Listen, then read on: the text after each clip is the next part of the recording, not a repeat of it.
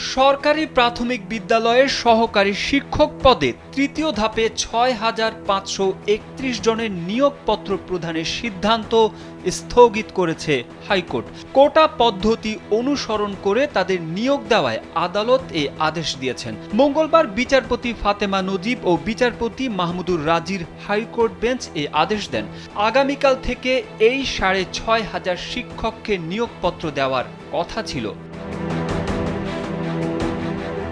আদালতের রিটের পক্ষে শুনানি করেন ব্যারিস্টার ফয়েজ উদ্দিন আহমেদ ও অ্যাডভোকেট কামরুজ্জামান ভূঁইয়া। রাষ্ট্রপক্ষে ছিলেন ডেপুটি অ্যাটর্নি জেনারেল নূর মোহাম্মদ আজমি। স্যান্ডেলিনা সো, রূপচর্চায় আভিজাত্য।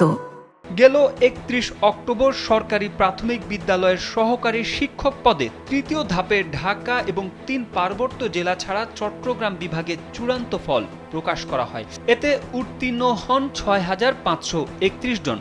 প্রাথমিক শিক্ষা অধিদপ্তরের ওয়েবসাইটে এ ফল প্রকাশ করা হয়।